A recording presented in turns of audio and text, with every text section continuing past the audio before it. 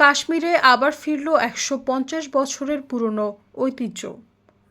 ৪ বছর বন্ধ থাকার পর ভারত শাসিত জম্মু ও কাশ্মীরে আবারও চালু হয়েছে ১৫০ বছরের পুরনো দরবার মুভ প্রথা। শত শত সরকারি কর্মকর্তা কর্মচারী এবং সরকারি নথি বোঝায় বিশাল বাসবহর নিয়ে শ্রীনগর থেকে যাত্রা করছে জম্মুর উদ্দেশ্যে। সোমবার থেকে সেখানে আনুষ্ঠানিকভাবে শুরু হয়েছে শীতকালীন রাজধানীর কার্যক্রম। সোমবার থেকে আনুষ্ঠানিকভাবে শুরু হয়েছে দ্বিবার্ষিক রাজধানী পরিবর্তনের এই প্রথা। এর অংশ হিসেবে গ্রীষ্মে শ্রীনগর ও শীতে জম্মু হবে প্রশাসনিক রাজধানী।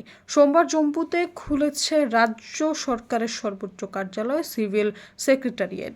এদিনই মুখ্যমন্ত্রী ওমর আবদুল্লাহ জম্মুতে গিয়ে দপ্তরের উদ্বোধন করেন। তিনি বলেন, দরবার মুভ বন্ধ করা ছিল জম্মুর মানুষের প্রতি অবিচার এবং তা রাজ্যের আঞ্চলিক ভারসাম্য নষ্ট করেছিল।